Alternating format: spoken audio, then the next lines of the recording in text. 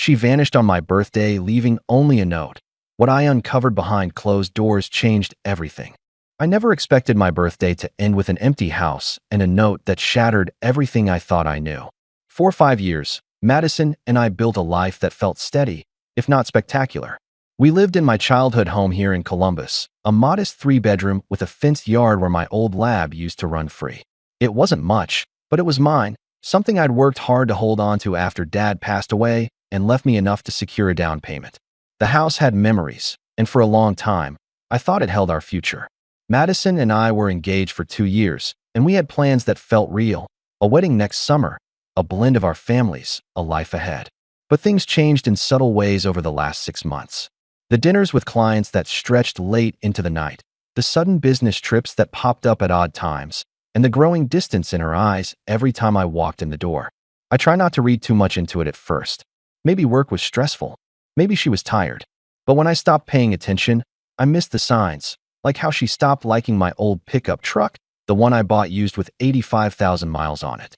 She used to joke that it looked like a relic, and honestly, I didn't care. That truck was more than transportation. It was a piece of my past, a reminder of my dad teaching me how to change the oil when I was 12. Now it seemed like even that wasn't good enough for Madison. On my birthday morning, she handed me a wrapped box, telling me not to open it until later that night. I tucked it away on the kitchen counter and tried to ignore the pit growing in my stomach. She kissed my cheek quickly and left, saying she had a meeting with a regional director and would be home late. I sat on the couch with Max, my one-eyed tabby, feeling like something was about to come crashing down, but hoping I was wrong. When the evening rolled around, I finally tore open the gift, expecting something sweet or thoughtful. Inside was a black hoodie emblazoned with the logo of our favorite band. Nice enough, but then I found the note tucked into the pocket. My hands trembled as I unfolded it, and the words hit me like a punch. Madison was done. She had found someone else, a doctor named Cole, and she was gone. No explanations, no warnings, just a goodbye hidden inside a birthday gift. I sat there, the note crumpled in my fist, trying to make sense of it all. How could she walk away from everything we had, just like that? The wedding, the house, the future we planned, all gone. Memories I'd cherished suddenly felt like lies. My mind raced back over every argument, every moment she'd seemed distant or frustrated. The night she lost it because I bought the wrong cereal. The backhanded comments about my truck when her colleague pulled up in a brand new BMW. The receipts I'd found for dinners at places I couldn't afford. It all clicked into place in a brutal, painful way. I tried calling her, but every call went to voicemail. Texts went unanswered. I found myself staring at the closet door in our bedroom. Half of Madison's clothes missing, her jewelry box gone. I sat on the edge of the bed with Max rubbing against my leg, feeling like the only loyal thing left in that house was this scruffy little cat. The silence was deafening. That night, I opened my laptop and logged into our shared cloud account, something Madison never really understood.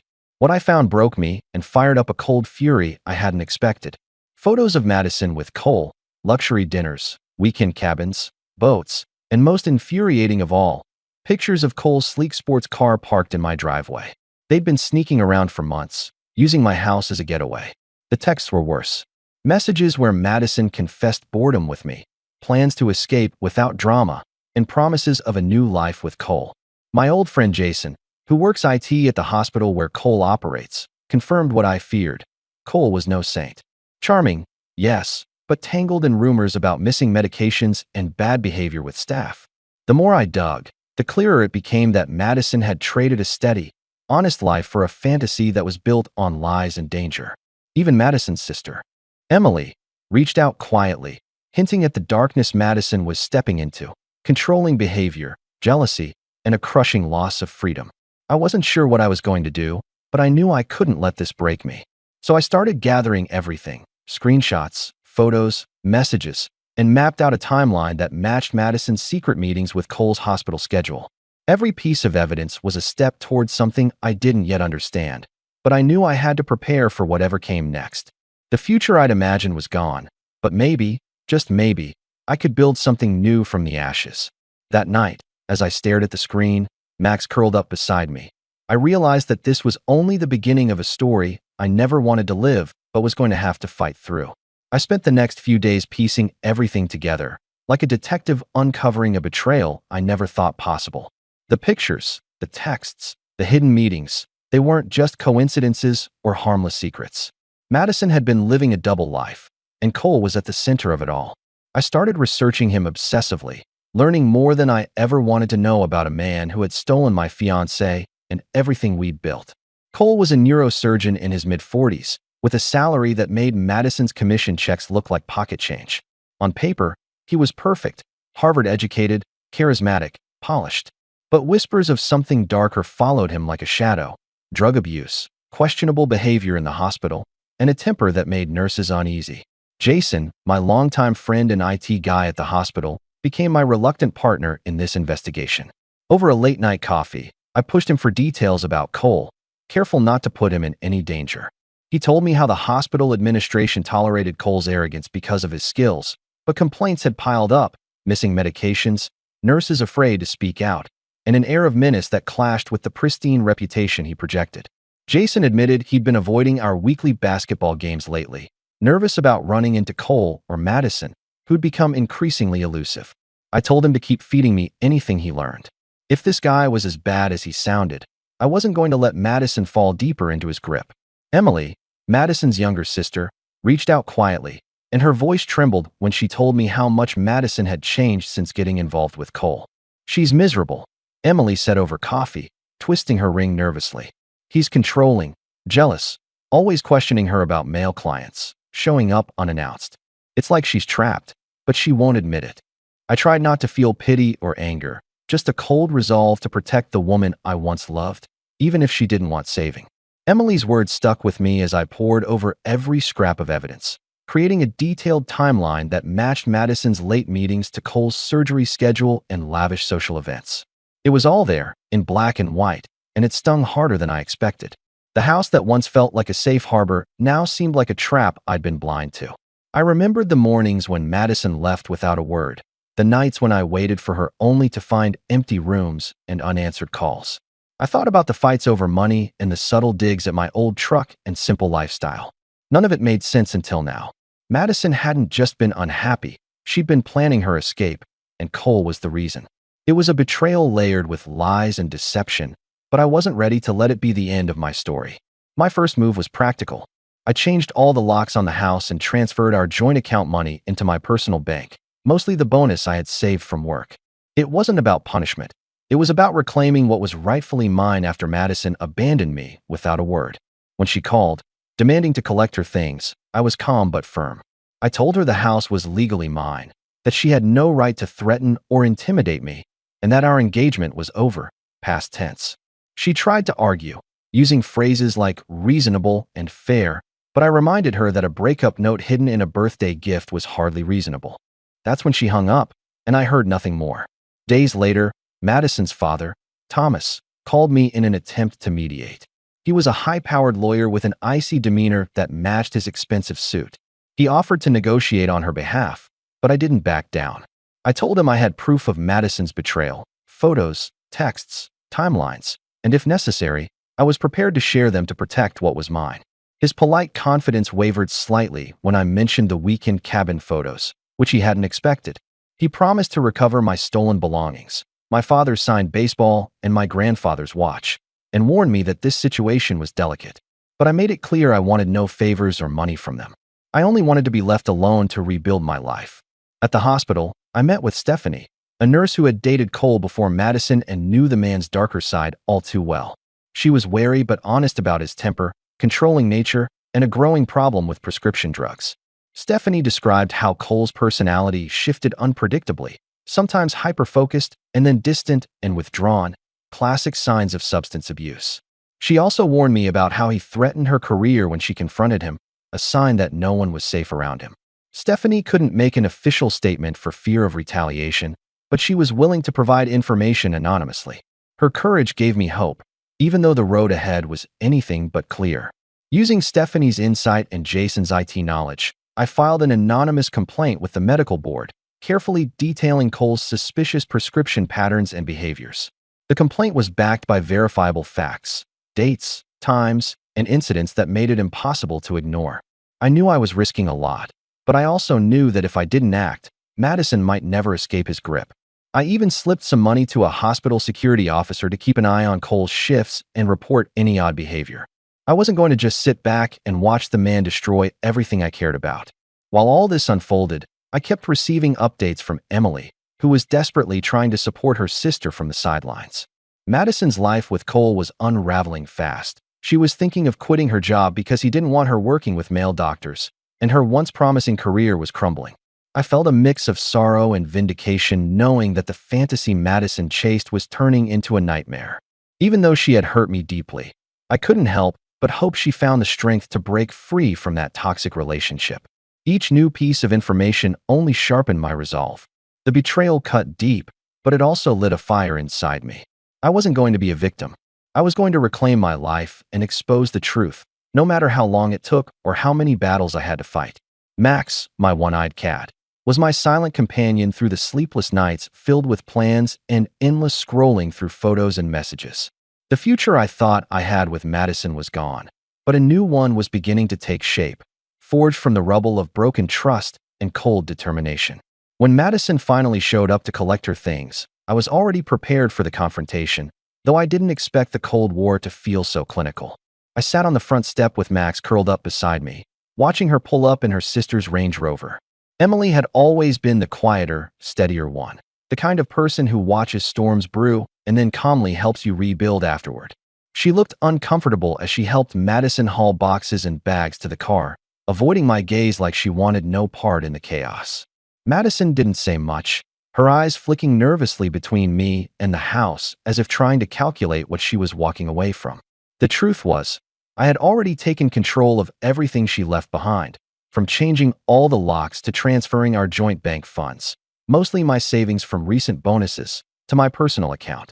I wasn't out to punish her, I just needed to protect what was mine. When Madison called demanding access, I calmly explained that the house was in my name alone, that she hadn't contributed to property taxes, insurance, or mortgage payments, and that our engagement had ended the moment she left me with a note tucked inside a birthday gift. She protested, calling me technical and unreasonable, but I stayed firm. That was the end of our conversation. The silence that followed was louder than any argument. Not long after, Madison's father, Thomas, reached out to me, trying to broker peace with the cold confidence only a high-powered lawyer could muster. His sharp suit and polished demeanor couldn't hide the unease in his eyes when I mentioned the evidence I had collected: photos, text messages, and the pictures of Madison and Cole at his family cabin. He promised to help retrieve my father's signed baseball and my grandfather's watch, both stolen during Madison's move, but I made it clear that I wasn't interested in favors or money. All I wanted was to be left alone to piece together the life she had shattered. He left with a warning: "This is delicate territory," but I had no intention of backing down. Meanwhile, I met with Stephanie, a nurse who had dated Cole before Madison and who wasn't afraid to tell me the truth behind his polished image. She described a man with a temper that simmered just beneath the surface, a dangerous addiction to prescription drugs, and a willingness to manipulate anyone who threatened to expose him. Stephanie's stories painted a picture far darker than the charming neurosurgeon I'd read about in hospital newsletters. She recounted how Cole's mood swings affected his work, sometimes appearing hyper-focused and then disappearing for half an hour only to return with pinpoint pupils, a classic sign of opioid use.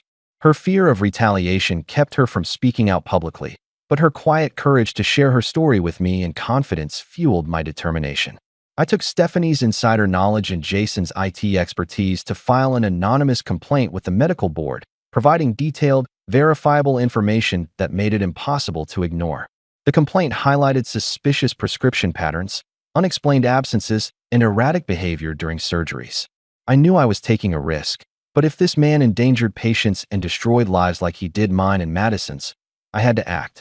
I even slipped a little cash to a hospital security guard, hoping to get heads up on any strange behavior during Cole's shifts. I refused to let him operate unchecked any longer. Updates from Emily painted a bleak picture of Madison's life as it unraveled under Cole's control. She was quitting her job, isolating herself from friends, and constantly walking on eggshells to avoid setting off his jealousy. Emily's voice was heavy with frustration and worry as she recounted the suffocating grip Cole had over Madison's career and independence. I felt a pang of sympathy despite the betrayal, hoping Madison would find the strength to break free before it was too late. Even after everything, I wanted her to be safe. Every day, I added to my growing folder of evidence, screenshots, photos, timelines, and I started planning for what came next. The pain of Madison's betrayal was sharp, but it also ignited a fierce resolve inside me. I wasn't going to let her disappearance and this toxic relationship destroy the future I'd worked so hard to build. Max, my one-eyed companion, became a comforting presence during long nights spent researching and organizing the details that would expose Cole's true nature.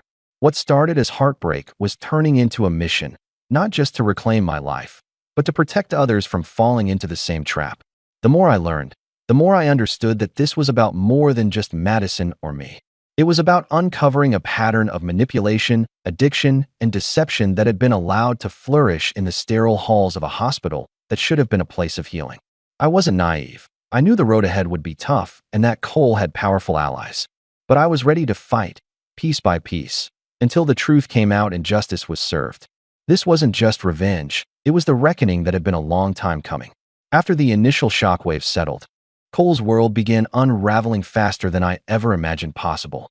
The medical board took my complaint seriously, launching an investigation that cast a shadow over every surgery he had performed recently. Rumors started swirling through the hospital halls, whispers of suspensions, disciplinary hearings, and staff gossip painting a damning portrait of a man whose skill couldn't cover his reckless behavior. Emily kept me updated, telling me how Madison's career in pharmaceutical sales was taking a nosedive alongside Cole's reputation. Her company had put her on administrative leave, unwilling to risk associating with someone linked to such a scandal. Watching Madison's carefully curated life crumble piece by piece felt like justice served cold. Meanwhile, I was beginning to find a new rhythm. After years of shared plans and broken promises, I adopted Cooper, a lab shepherd mix I'd been thinking about for months. Cooper was a bundle of energy and unconditional love, a perfect counterpoint to Max's steady, watchful presence. They didn't care about my paycheck or whether my truck was the latest model. They just wanted a home, and I was determined to give them one. I also reconnected with old friends, including Jason, whose support had been invaluable through all this. Slowly, I started dating Emily, taking things slow and savoring the calmness her presence brought to my life. She was everything Madison wasn't: steady, genuine, and quietly strong. Madison, on the other hand, seemed trapped in a downward spiral. Emily confided that Madison was hopping between friends' couches, burning bridges with everyone around her. Her social media presence shifted from luxury couple posts to vague inspirational quotes about starting over and forgiveness, but no one was buying it. The people who once celebrated her now scrolled past in silence. The pharmaceutical company where she worked finally made the decision to part ways with her, unable to weather the fallout from Cole's scandal. It was a devastating fall from grace for someone whose identity had been so wrapped up in status and appearance. One afternoon, Madison reached out, her voice cracking over the phone as she begged for help. She told me about how Cole's license was suspended, how he was spiraling into drinking and abusive behavior, and how she had nowhere else to turn. She needed a place to stay temporarily while she figured out her next move. I almost laughed aloud. After everything, why on earth would I let her back into my life? But I didn't say that. Instead, I reminded her quietly that the woman I once loved would never have left a coward's note in a birthday gift or stolen family heirlooms out of spite. I told her she was responsible for her choices and that I had moved on. The anger and entitlement in her voice before she hung up was familiar but no longer frightening. Not long after, Cole showed up at my door, drunk and desperate, pounding on the wood as if his fists could break through the walls I'd built around my life. I didn't answer. Instead, I called the police and recorded everything on my security cameras. Seeing him escorted away by officers, his threats falling on deaf ears, gave me a strange sense of closure. Around that time, Thomas, Madison's father, came to my porch to negotiate one last time. He offered money to let Madison stay in the spare room for a while, a bizarre attempt to buy off the chaos he couldn't control. I looked him in the eye and told him no amount of money would convince me to invite back the storm that had wrecked my life. Weeks passed with desperate messages and tears from Madison, threatening texts from Cole that I dutifully documented and forwarded to his lawyer. Thomas upped his offers to $50,000, but I refused every one of them. Eventually, the message was clear. Madison was moving back to her parents' house, defeated and alone. Cole faced criminal charges for prescription fraud, and according to Jason, he had fled town, leaving behind a foreclosed mansion and a repossessed Maserati that became the subject of endless hospital gossip. It was poetic justice watching the perfect couple crash and burn in spectacular fashion, leaving only wreckage in their wake. As for me, life settled into a quieter, more honest rhythm. I sold the engagement ring, a beautiful 2-carat diamond that had once symbolized a future now lost, and invested in things that brought real happiness. A new sound system for my truck, basketball games with old friends, and simple dinners with Emily. She was nothing like Madison, authentic, grounded, and kind. Our slow, steady relationship felt like a healing balm after the chaos. Sometimes I drove past Madison's dad's old Honda and caught her glance at me from behind the wheel. I never looked back. That silent moment at the stoplight spoke louder than any words ever could. Even Madison's family wasn't immune to the fallout. The secret photos from the cabin somehow leaked, sparking furious fights and months of tension that left Thomas sleeping in his office and strained the already fragile family ties. Meanwhile, Emily and I moved cautiously forward, learning to trust and build something real where Madison and I had failed. I'd never expected to find peace in the ashes, but here I was, grateful for the chance to start again. Life had a strange way of working out when you least expected it, and sometimes the best revenge wasn't just watching someone fall, it was building something better in the rubble they left behind. Just when I thought the dust had settled and I was finally moving forward, a new twist appeared out of nowhere, turning everything upside down again. One evening, a plain, unmarked package arrived at my office. Inside was a flash drive, nothing else, no note, no explanation. Curiosity mixed with caution as I plugged it into my laptop. What I found was a trove of damning footage and documents. Videos showing Cole involved in illegal prescription practices, bribing hospital officials, and even blackmailing colleagues to keep quiet. It was darker and more far-reaching than anything I had imagined, implicating people far beyond Cole and Madison's little world. This wasn't just about my ex-fiancée or a disgraced doctor anymore. It was a sprawling web of corruption that threatened to shake the entire medical community. My hands trembled as I sifted through the files, realizing the scope of what had been hiding beneath the hospital's polished surface. At the same time, Emily confessed she had been quietly gathering evidence as well, not just about Cole, but about Madison's family and their involvement in shady corporate dealings connected to the hospital and its board. The pieces began fitting together in a disturbing pattern, one that made me question everything I thought I knew about the people closest to us. The moral dilemma hit me like a freight train. Exposing this scandal would bring justice, but at a cost that could ruin countless lives, including those I once cared about. It could destroy Madison's family, fracture relationships beyond repair, and ignite a firestorm that might consume more than I bargained for. I found myself staring at the screen for hours, caught between the urge to blow the whole thing wide open and the desire to protect what little peace I had found. The weight of the decision pressed down on me, and for the first time since all this began, I felt truly uncertain. One night, as I sat alone, my phone buzzed with a message that stopped me cold. "Are you sure you want to do this?" It was from an unknown number, cryptic and loaded with meaning. I had no idea who was watching or what their endgame was, but the message made it clear I wasn't the only one aware of the secrets I now held. The silence that followed was deafening, and the sense of being watched settled like a stone in my chest. I knew I was standing at a crossroads, one path leading to exposure and chaos, the other to silence and uneasy peace. I debated for days, weighing the consequences and imagining the fallout. Would exposing the truth save lives or ruin them? Was justice worth the collateral damage? The temptation to walk away, to let the past stay buried, grew stronger with every passing hour. But something inside me pushed back, a stubborn refusal to let corruption and betrayal win. I wasn't the same man I had been when this all started. The pain had transformed into resolve, and I knew I couldn't ignore what I had uncovered. In the end, I realized the real question wasn't whether to expose the truth, but how to do it responsibly. I began reaching out to trusted contacts in the media and legal circles, those who could help shine a light on the corruption while minimizing harm to innocent people. It was a delicate balance, requiring patience, strategy, and a careful hand. Every step forward felt like walking a tightrope over a chasm of consequences I couldn't fully see. But for the first time in months, I felt a sense of purpose beyond revenge or heartbreak. And so here I am, caught between worlds, holding the power to unravel secrets that could change everything. My life has been marked by betrayal, loss, and unexpected alliances. But now it's defined by a choice that could shape my future, and maybe even the future of those around me. As I sit with Max and Cooper by my side, I know one thing for sure. Some stories don't end neatly. They linger, twist, and challenge you until you decide what kind of person you want to be. I'm ready to find out which path I'll take.